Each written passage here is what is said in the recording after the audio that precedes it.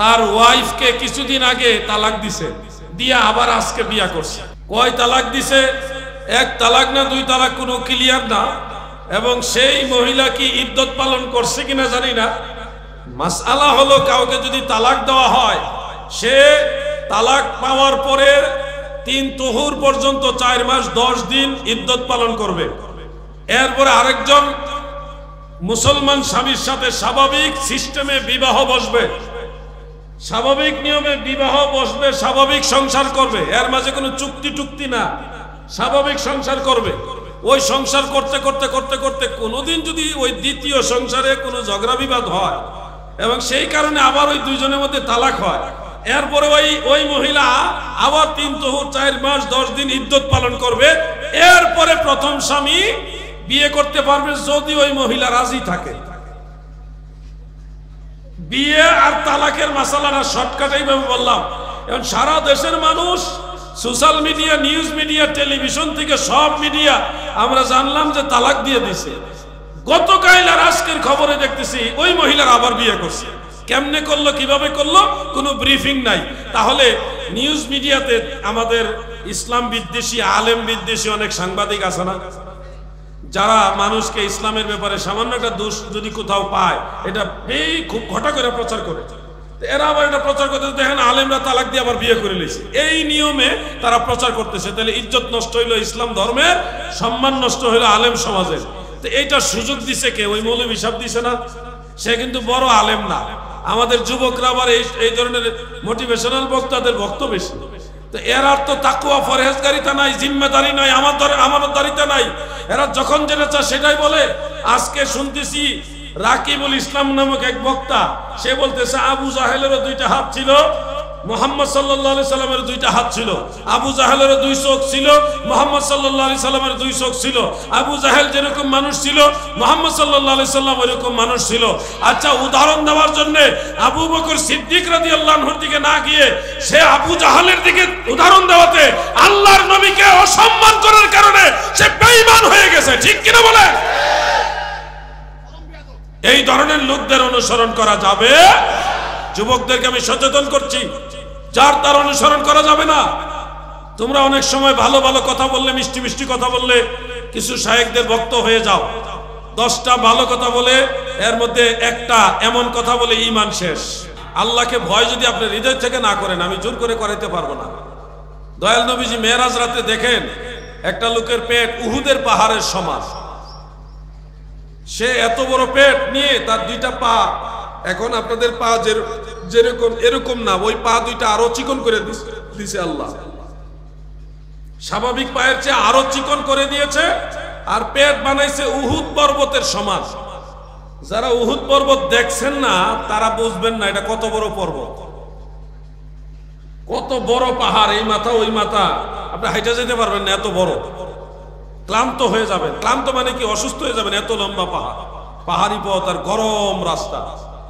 সেই উহুদ পাহাড়ের সমান যদি আপনার পেট বানায় আর পা 2টা চিকন বানায়, আর ওই পেটের ভিতরে সাপ বিচ্ছু, এমন বিষাক্ত সাপ, এমন বিষাক্ত বিচ্ছু যেগুলির বিষ যদি পৃথিবীতে আল্লাহ তাআলা ছাড়ে এই জমিনে কোনোদিন ফসল হবে না, এত ভয়ঙ্কর বিষ। ওই বিষওয়ালা সাপ এবং বিচ্ছু পেটের ভিতরে ঢুকাই দিবে। কোন পেটে? উহুদ পাহাড়ের সমান পেট। ওই পেটের ভিতরে ঢুকাবে অসংখ্য সাপ বিচ্ছু, বিষাক্ত দাঁত দিয়ে আপনাকে কামড়াবে। বিষের যন্ত্রণায় ছটফট করে আপনি কাঁদবেন, চিৎকার করবেন। এত বড় পেট নিয়ে নড়াচড়া করতে পারবেন না। এরকম একটা দৃশ্য নবীজি জাহান্নামের ভিতরে দেখে জিবরিল আমিনকে প্রশ্ন করলেন, ও ভাই জিবরিল, এই লোককে, তার এত কষ্ট হচ্ছে কেন, সেইভাবে কাঁদছে কেন? নবীজি তো জানেনি, উম্মতকে শিখাইবার জন্য এই প্রেক্ষাপট। জিবরিল আমিন বলে, নবী গো, আপনার উম্মতের মধ্যে যারা সুদ খাবে, ঘুষ খাবে, তাদের জন্য এই আযাব আমার আল্লাহ তৈরি করে রেখেছে। আমি বুঝাইতে পারছি না? অনেকে বুঝবেন কিন্তু এই মামলায় জড়িত, আমি জানি।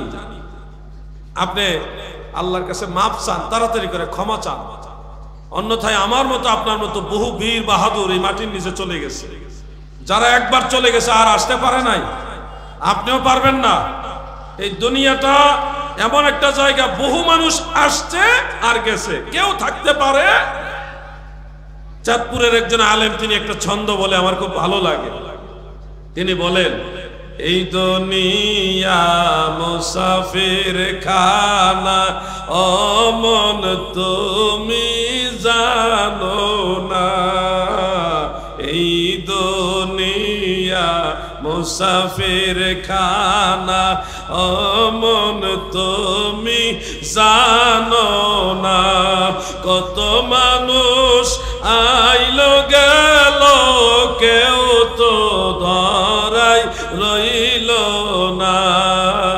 আল্লাহুম্মা সাল্লি আলা সাইয়্যিদিনা মুহাম্মদ নবিয়িনা শাফিঈনা মাওলানা।